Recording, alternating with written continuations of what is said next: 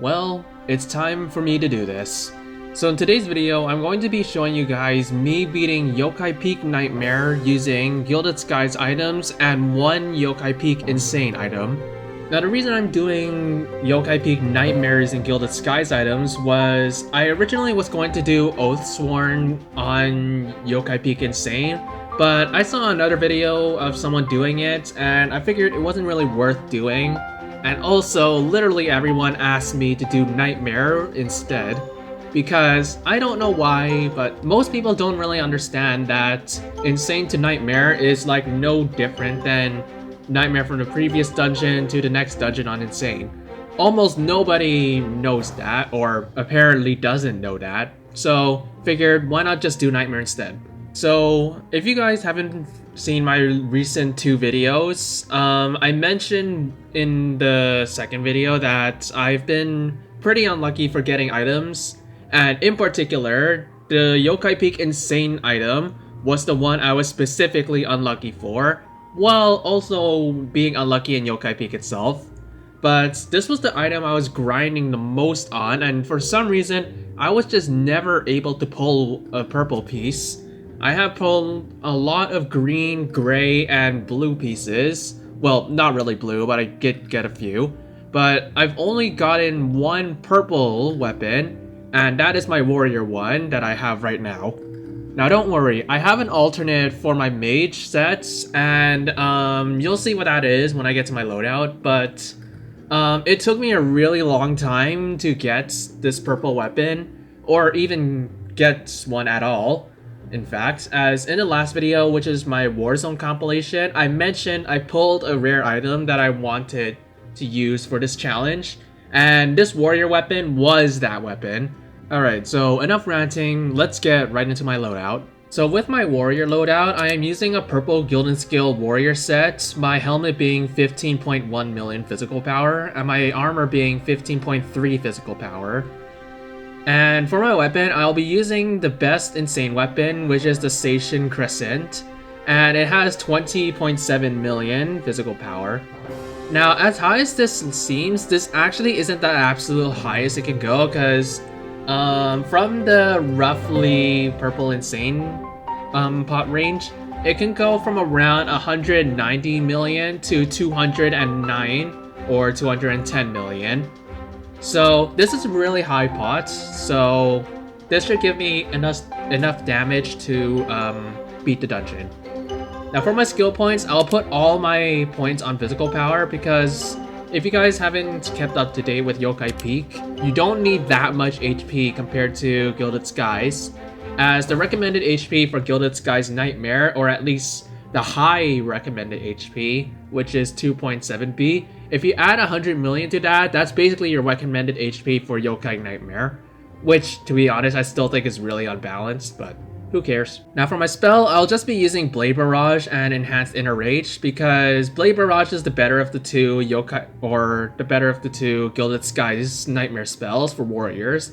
God Spear is just garbage because the range is too small. It's basically the same range as Blade Fall from Volcanic Chambers, so I think that's why it makes it really bad. So with this set, based on the damage calculation on the Dungeon Quest wiki, with Inner, I deal around 14.5 to 15.7 Q, and this should be enough to 4, sometimes 5 cycle the minions on Nightmare. So yeah, that's for my warrior loadout, I guess. Now for my mage set, I will be using a purple Gilded Skill mage set as well. Both pots are 15 million. Now for my weapon, I'm not actually going to be using the Gilded Skies Legendary because I didn't realize until recording this intro that I accidentally sold the weapon I had. But what I'm going to be using is a Gray Station Staff, which is a tier 1 weapon from Nightmare. Now before you guys say anything about my weapon, saying that, oh, I cheated because I used a Nightmare item, well, hold up.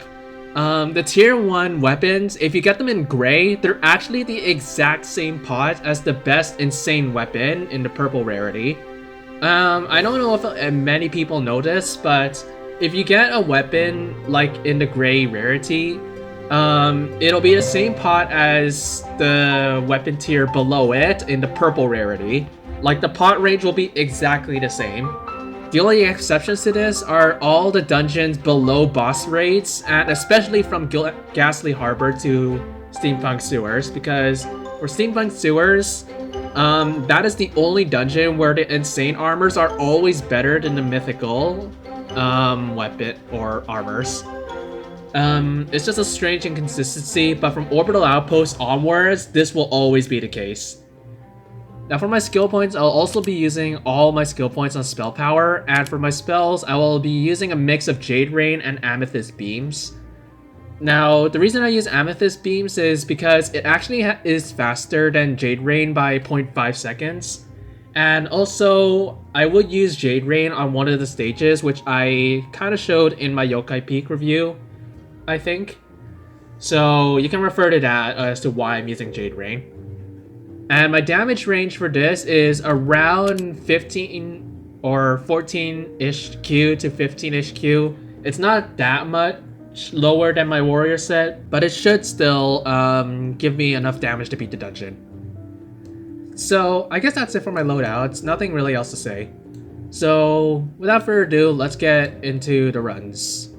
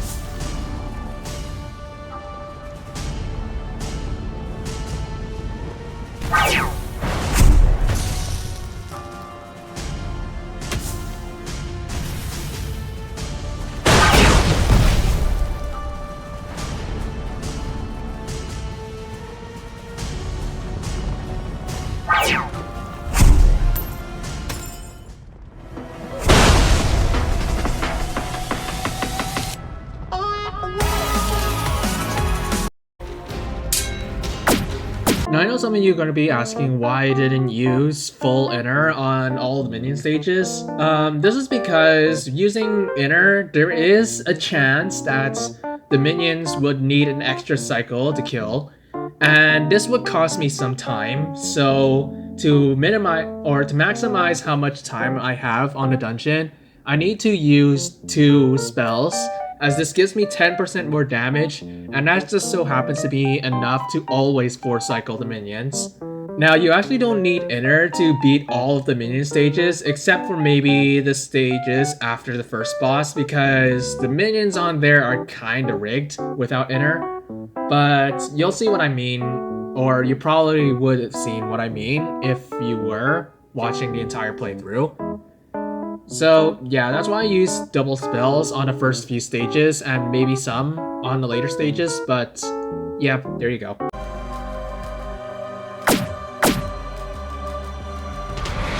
Now for Tatsu, I'd like to mention the attacks that the bosses do are not actually RNG. They're very situational based on how much HP they have and how far the players are from the boss. So in this case, you see he is using that cross pattern, and I'm just attacking him with dual spells. For Tatsu, you don't really need to use Inner unless he just dives into the ground and he spawns those 4 or those 3 totems that you need to kill.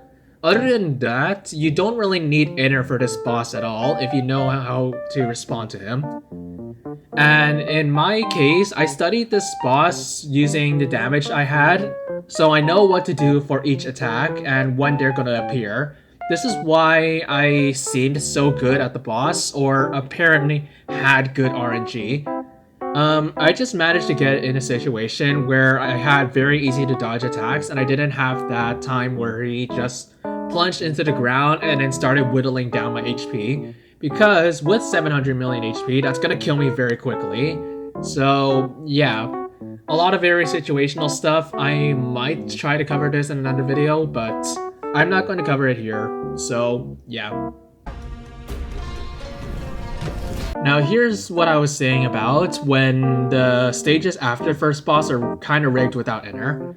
So first of all, the thing you probably noticed from these clips is the Pyrocaster's the one that has a little aura and then they shoot fireballs at you. There was actually a bug, or apparently there was a bug there where they couldn't spawn any minions, which were shadow imps with the barrels. Now, oddly enough, the big circle that the shadow imps put on you after they throw the dynamite, that's actually almost undodgeable without Inner. If your character stumbles at any point, you will die from it. It deals around 1B on Nightmare, so that would kill me instantly. And also the Shadow Stalkers are the same speed as you, so you can't really outrun them either. And in the case of minions, even if you have Inner, if you get them to attack, most of the time it'll be undodgeable, but sometimes if you're lucky, they will do a longer attack and you'll be able to escape it. So that's too bad on this stage.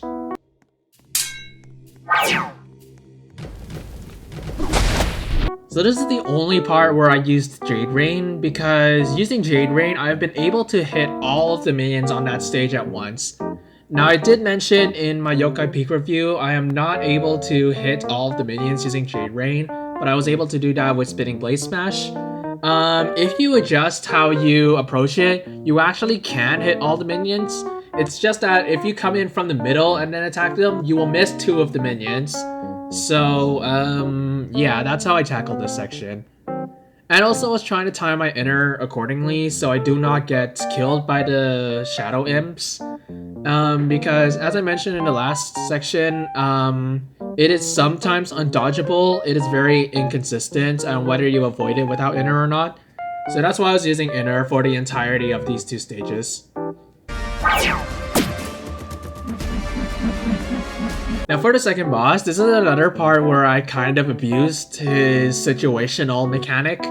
As you guys saw when I entered the arena, I hit him and then he was spinning at me and I moved to the right and I just kept my distance the entire round.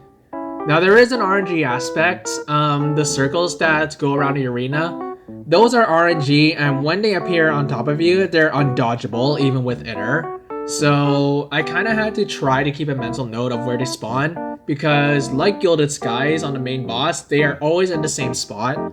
Based on their orientation, they're always in the same spot at least. But whichever orientation they start in is completely random.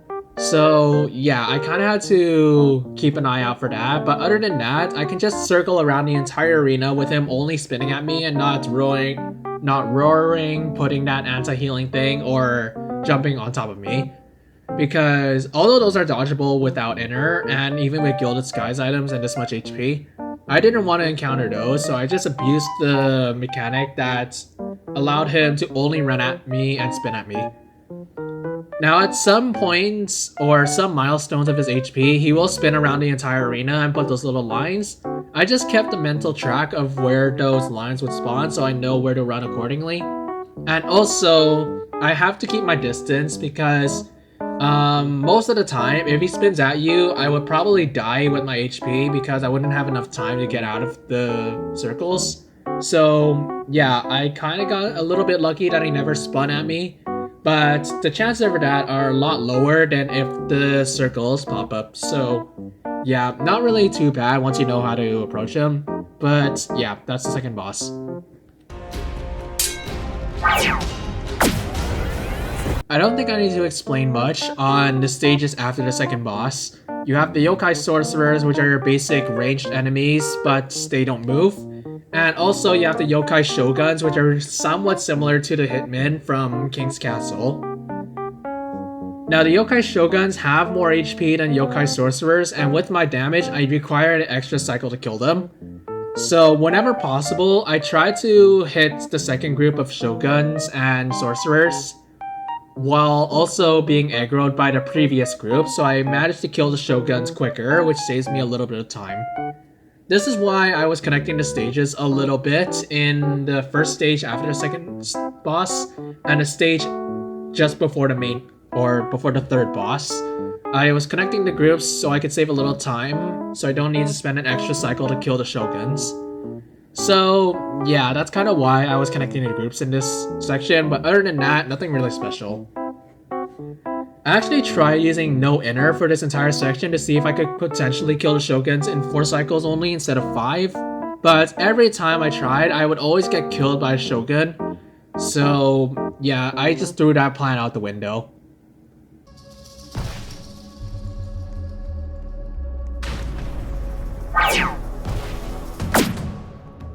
Now, as easy as the third boss may have seemed, it is actually the hardest of the 3 bosses, at least for me. So, once you enter the arena, he will do a checkerboard pattern, and sometimes he will repeat that 2 other times, but most of the time he'll do it only once, and have that orange orb follow you. Now, the orange orb does deal damage if you manage to get it to run into him, but Yokai Peak was nerfed sometime, so the lasers shooting from the eyes and also the yellow orb move a lot slower. So it is a little harder to attack the boss, but at the same time, it's also a lot easier to dodge. Now, the lasers are what I was very nervous for, because the lasers are very hard to avoid, although they don't do much damage. But if they stay locked onto you for a long time, they can deal about normal boss damage, if not a little bit more. So I didn't really want to get into that situation, but once I learned that they were nerfed, I figured this boss would at least be a little bit easier. Now the RNG aspect is when he throws his spear at you, or whatever his staff is. The orientation for the staff is random, but it will always appear in the middle, but it's randomly orientated. So if you're caught in a bad place, then you're basically guaranteed to take a hit. And that's kind of what sucked about this boss in particular. It's very hard to do no damage runs, especially with the lasers following you. But I managed to do a few runs where I didn't take any damage. So I'm not quite sure what to think of the difficulty. I just still found it the hardest boss of the 4.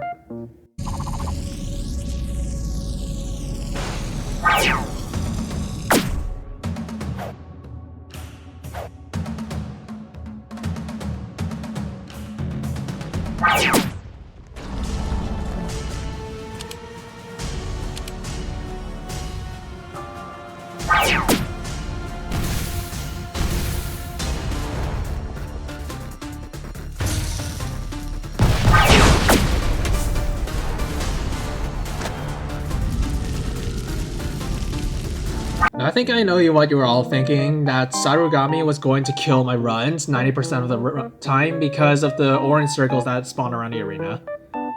Now, believe it or not, it's actually not entirely RNG on where the lines spawn, but they're actually always in a consistent pattern based on where the circles are, because it'll shoot lines in a tri-point pattern for every circle on the arena. I'm not sure if the orientation of the circle is random or if it's constant, but based on where the circles are, that's where the lines are going to spawn because they're in the tri-point pattern. Now the lines, although they would kill me instantly, the circles actually do not one-shot me as they deal around 600 million on Nightmare, so I would be able to tank one hit from the circle. Other than that, the basic cycle was a little easy, I guess, while he's in the ground. However, there is one attack that is pretty difficult to avoid, and that's his shockwave. Now, if he's in the ground for too long, he'll smack his chest and then he will attack the entire arena, dealing damage. I don't know how much specifically it deals in total, but I think it deals normal boss damage, if not more. Now, a lot of people think this is completely unavoidable, but to avoid this, you actually need to use the rocks as barriers that he throws at you. So by the time he uses the first one, he will throw 2 rocks at you, maybe a third one, I don't remember. But you have to use those rocks as barriers to shield the attack, and this is not very easy to do. So it is avoidable, but it's not very easy to do. So if you have enough HP, just out-heal it, because as long as you don't get that anti-healing effect, you should be able to heal it entirely, even with this much HP. But you probably saw in my warrior run that I was able to successfully avoid it using the boulder, but I was not able to on my mage run. I don't remember why I couldn't do it on my mage run, but you probably saw I died from it. And also in one of my death clips, I actually got a little unlucky, so I was hiding behind a rock and avoiding the attack, but one of the rocks disappeared, so I died from it. So that's a little unlucky. So when Sarugami gets up from the ground and starts walking around, he's actually a lot easier in this section because all you need to deal with are 2 attacks as well as the minions that spawn around the map. The Lava Stalkers, although a lot of people thought that they just kill the player if they touched them, they did, but Vodex nerfed it at some point, so they have normal walk speed as you, and they start milling you. They still have that death effect that deals 10 times boss damage, but also you probably noticed in some of the clips on my Mage run that for some reason the Lava Stalkers just don't do any melee damage at all. Like, take this clip for an example. So you saw here, I should have taken a hit, which I probably don't know how much it would deal because the fire imps deal 100 million-ish. But I didn't take any damage from the Lava Stalker, although I clearly should have. So I think that's a bug on Voldex's end, but other than the circles that spawn around the arena and also the boss charging at you, he's not hard after the second phase. So that basically got me my win. So yeah, I guess that wraps up this part. So hope you enjoyed this little segment, and let's get right into my death rounds.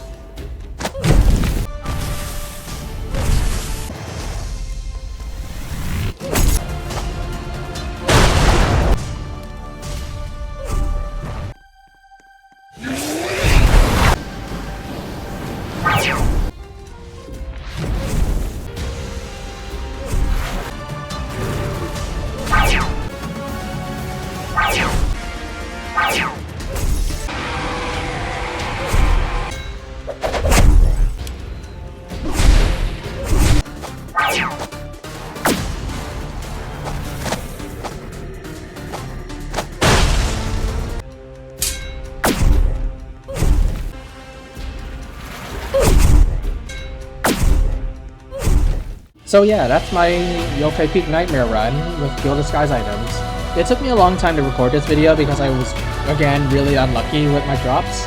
But I hope I can still get some good items before the next dungeon, and yeah. So yeah, I guess that's going to be it for this video. If you guys like this, please drop a like and subscribe to my channel for more future content like this. Thanks for watching, and I'll see you guys in the next video.